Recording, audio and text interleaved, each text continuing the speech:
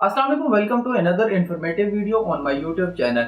समीन 2022 में इसराइल का military budget 23.4 billion dollar था और ये बजट दुनिया में मौजूद तमाम ममालिक में से 180 मुल्कों के सालाना मिलिट्री बजट से ज़्यादा है।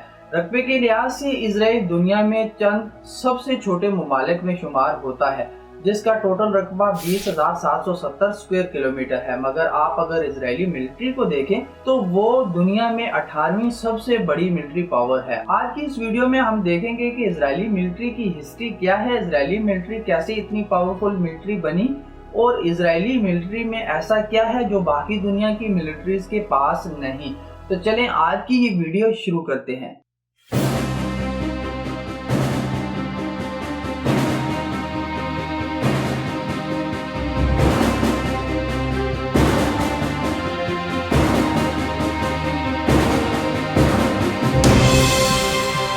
इसराइल एक मुल्क के तौर पर तो दुनिया के नक्शे पर 14 मई 1948 को मारज़ वजूद में आया, मगर इजरायली मिलिट्री जिसे आप इजरायली डिफेंस फोर्स या IDF के नाम से जानते हैं, उसकी बुनियाद 20वीं सदी के बिल्कुल शुरू में ही रख दी गई थी, जब ओटोमन एम्पायर के अंडर फलस्तीन में रहने वाले यहूदियों ने अपने पैरामिलिट्री ग्रुप्स बनाए, जिनमें बार योरा और हाशुमर वगैरह शामिल थे।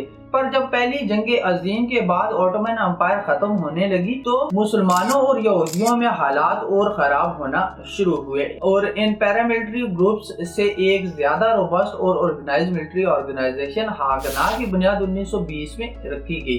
हागना का मतलब हिब्रू जुबान में डिफेंस का है और ये फलस्तीन में ब्रिटिश रूल्स के दौरान ज्यूइश एजेंसी के अंडर अपने फ्राइज सरंजाम देती थी और ये ज्यूइश एजेंसी उस टाइम फलस्तीन में यहूदियों की एक तरह की गवर्नमेंटल बॉडी हुआ करती थी। हागना के पैरामिलिट्री फोर्सेस ने दूसरी जंग अजीम में ज्यूइश ब्रिगेड के अंडर ब्रिटिश के शाना बेशाना जंग भी लड़ी और जब मई 26, 1948 को स्टेट ऑफ इजराइल डिक्लेयर हुई तो इसी पैरामिलिट्री ऑर्गेनाइजेशन हागना से इजराइल डिफेंस फोर्सेस की बुनियाद रखी गई। आसान अल्फाज में इसको अगर आप समझें तो 20वीं सदी में यहूदियों की फलस्तीन में कुछ छोटे छोटे पैरामिलिट्री ग्रुप्स थे, जिनको कंबाइन करके एक बड़ी पैरामिलिट्री ऑर्गेनाइजेशन हागना की बुनियाद रखी गई और इजराइल की क्रिएशन के बाद हागना को रिफाइन करके इजराइल डिफेंस फोर्सेस का नाम दिया गया। खैर, ये तो थोड़ी बैकग्राउंड हिस्ट्री की इजराइल मिलिट्री की बुनियाद कैसे रखी गई। अब 1948 के बाद क्या हुआ उसका जरा मुख्तसर सा जायजा ले लेते हैं। इजराइल की क्रिएशन से लेके अब तक इजराइल कभी भी हालात जंग से बाहर नहीं रहा, जिसकी बुनियादी वजह खुद क्रिएशन ऑफ इजराइल है। अगर आपको इजराइल फलस्तीन कॉन्फ्लिक्ट की हिस्ट्री का इल्म नहीं है तो इस टॉपिक पर मेरी ये वाली वीडियो आप जरूर देखिएगा। इस वीडियो में मैंने मुख्तसर अंदाज में इस कॉन्फ्लिक्ट को एक्सप्लेन करने की कोशिश की है। इजराइल की क्रिएशन के फौरन बाद 1948 में इजराइल और अरब्स के दरमियान जंग छिड़ गई, जिसे इजराइल वॉर ऑफ इंडिपेंडेंस कहता है और आम फहम में ये जंग फर्स्ट अरब इजराइल वॉर कहलाती है। इसके बाद सिनाई कैंपेन या सेकेंड अरब इजराइल वॉर 1956 में स्टार्ट हुई। इस जंग में इजराइल ने गजा और मिस्र यानी इजिप्ट पर हमला किया ताकि वो स्विस कैनाल का कंट्रोल हासिल कर सके, जिसमें बाद में फ्रांस और यूके ने भी इजराइल का साथ दिया, मगर इस जंग में इजराइल, फ्रांस और यूके को मुंह की खानी पड़ी। उसके बाद 6 डे वॉर, जिसे थर्ड अरब इजराइल वॉर के नाम से जाना जाता है, 1967 में शुरू हुई। इस जंग में इजराइल ने काफी कामयाबियां समेटी, जिसमें वेस्ट बैंक, गजा का कंट्रोल, जेरूशलम का कंट्रोल और मिस्र के सिनाई पेनिनसुला का कंट्रोल शामिल है और कुछ अरसे की ऑक्यूपेशन के बाद इजिप्ट और इसराइल के दरमियान डायलॉग की कामयाबी के बाद इजराइल ने सिनाई पेनिनसुला का इलाका इजिप्ट को वापस कर दिया था। इसके बाद 6 अक्टूबर 1973 से योम किपुर वार शुरू हुई, जिसे फोर्थ अरब इजराइल वार भी कहा जाता है। इस जंग में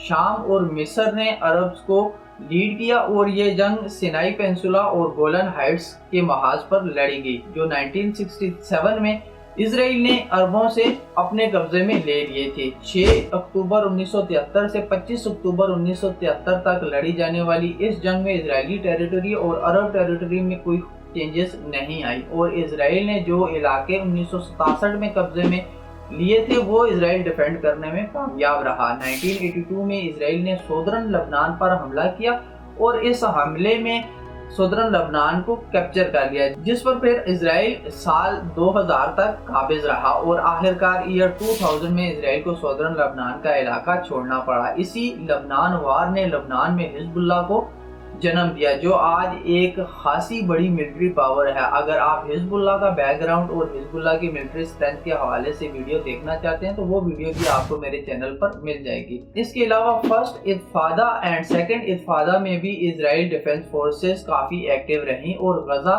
میں حماس کے خلاف بھی IDF بہت سارے آپریشن کر چکی ہے، جن میں کچھ بڑے آپریشن خاص لیڈ، پلر آف ڈیفنس اور آپریشن پروٹیکٹیو ایج وغیرہ شامل ہیں۔ اسرائیلی ملٹری کا حماس کے خلاف اکتوبر میں شروع ہونے والا آپریشن پہلے ہونے والے تمام آپریشن سے زیادہ بڑا ہے۔ یہ کچھ ڈیٹیل تھی ان جنگوں کے حوالے سے جن میں اسرائیلی ملٹری اپنی کریشن کے بعد ڈائریکٹلی انوالو رہی ہے، اور اس ڈیٹیل سے آپ اس بات کا اندازہ لگا سکتے ہیں کہ اسرائیلی ملٹری کتنی طاقتور تھی۔ اگر آپ آج کی IDF کو دیکھیں تو اسرائیلی ملٹری سٹرینتھ 1,69,500 ایکٹیو ملٹری پرسنلز اور 4,65,000 ریزرو پرسنل پر مشتمل ہے، اور تقریباً 8,000 پیراملٹری پرسنلز اس کے علاوہ ہیں۔ اسرائیلی ملٹری کے پاس ایک اندازے کے مطابق 2200 سے زیادہ آرمی ٹینک ہیں، جن میں ٹاپ آف دی لسٹ اسرائیل ہی کا بنا ہوا مارکوف ٹینک بھی شامل ہے، جس کو اسرائیلی ٹینک فلیٹ میں بیک بون مانا جاتا ہے۔ اسرائیلی آرمی کے پاس 530 آرٹلری پیسز، راکٹ لانچر اور ہویتزر بھی خاصی تعداد میں موجود ہیں۔ اگر آپ اسرائیلی ایئر پاور کو دیکھیں تو اسرائیل کے پاس one of the most advance fighter jet F-35 30، F-45 83 اور F-16 196 ہیں۔ اس کے ساتھ ساتھ اسرائیلی ملٹری کے پاس 43 اپاچی اٹیک ہیلی کاپٹر بھی ہیں۔ اسرائیلی نیوی کے پاس ڈیفرنٹ سائزز میں 49 بحری جہاز اور 5 سب مرینز ہیں، اور Israel one of the most advance air defence system iron dome کو بھی آپریٹ کرتا ہے، جس کو دنیا میں one of the best air defence system مانا جاتا ہے۔ اسرائیل نے آج تک خود سے کبھی یہ تسلیم نہیں کیا کہ اس کے پاس نیوکلیئر کیپیبلٹیز ہیں، مگر اراؤنڈ دا ورلڈ موسٹلی یہ بلیو کیا جاتا ہے کہ اسرائیل US، چائنا، رشیا اور باقی کچھ ممالک کی طرح نیوکلیئر کیپیبلٹی کا حامل ملک ہے۔ اسرائیل خود تو خاصی طاقتور آرمی رکھتا ہی ہے، اس کے ساتھ ساتھ اسرائیل باقی دنیا میں بھی اپنے ملٹری ایکوپمنٹ کو سیل کرتا ہے۔ سال 2018 سے 2022 کے درمیان تقریباً 35 ممالک نے اسرائیل سے اسلحہ امپورٹ کیا ہے، جن میں انڈیا اسرائیلی ملٹری ایکوپمنٹ کا سب سے بڑا خریدار ہے، جبکہ اسرائیلی ملٹری اپنے لیے صرف 2 ممالک سے ملٹری ایکوپمنٹ امپورٹ کرتی ہے، جن میں ایک US اور دوسرا جرمنی ہے۔ اسرائیل کی 1/3 ملٹری امپورٹ US سے ہی ہوتی ہیں۔ آپ کو یہ سن کر حیرانی ہوگی کہ اسرائیل کی کریشن کے بعد US اسرائیل کو اب تک $263 بلین ایڈ کے طور پر دے چکا ہے، جو کہ بہت بڑی اماؤنٹ ہے۔ اس سال یعنی 2023 میں صرف US نے $3.8 بلین اسرائیل کو ملٹری ایڈ کی مد میں پے کیے ہیں۔ اسرائیل دنیا میں واحد ایسا ملک ہے جہاں پر ہر شہری کے لیے مسٹ ہے کہ وہ ایک خاص عمر کی حد کو پہنچنے کے بعد ملٹری میں 2 یا 3 سال کے لیے سروس کرے۔ یہی وجہ ہے کہ اسرائیلی ملٹری میں آپ کو ایک اسکول ٹیچر، ایک کارپینٹر، کلرک، شاپ کیپر سب ملیں گے۔ اسرائیل کو جب ملٹری میں جتنے لوگوں کی ضرورت پڑتی ہے اسرائیل ارینج کر لیتا ہے، اور یہی وجہ ہے کہ اسرائیل ایک چھوٹا اور کم آبادی والا ملک ہونے کے باوجود خاصی بڑی ملٹری پاور رکھتا ہے، اور ساتھ میں اپنی ملٹری کو ٹیکنالوجیکل لیول پہ ہر آنے والے دن کے ساتھ زیادہ سے زیادہ ایڈوانس کیے جا رہا ہے، جس کا فائدہ اسرائیل کو یہ ہوا ہے کہ بہت ساری عرب فورسز کے سامنے اسرائیل خاصا طاقتور ثابت ہوا ہے۔ اس ویڈیو سے آپ کو یہ تاثر لگے کہ میں اسرائیلی ملٹری کو طاقتور بتا کر اس کی فیور کر رہا ہوں تو یہ تاثر ہرگز غلط ہے۔ جیسا US نے عراق، افغانستان، ویتنام وغیرہ میں اپنے زیادہ اور طاقتور ملٹری ریسورسز کا ناجائز استعمال کیا ہے، ویسا ہی اسرائیل ابھی غزہ، ویسٹ بینک اور اس سے پہلے لبنان وغیرہ میں کر چکا ہے۔ میرا ویڈیو بنانے کا مقصد اپنے ویور کو حقیقت سے روشناس کروانا تھا، جو انشاءاللہ میں اپنی آنے والی ویڈیو میں بھی کرواتا رہوں گا۔ ہوپفلی آپ کو یہ ویڈیو پسند آئی ہوگی اور اسرائیلی ملٹری سے ریلیٹڈ کافی انفارمیشن آپ کو ملی ہوگی۔ اگر آپ کو ویڈیو اچھی لگی ہے تو اس ویڈیو کو لائک اور شیئر ضرور کریے گا، اور اگر آپ نے میرا YouTube چینل ابھی تک سبسکرائب نہیں کیا تو میرے یوٹیوب چینل کو بھی ضرور سبسکرائب کریے گا. Until next time, take good care of yourself and those around you. اللہ حافظ.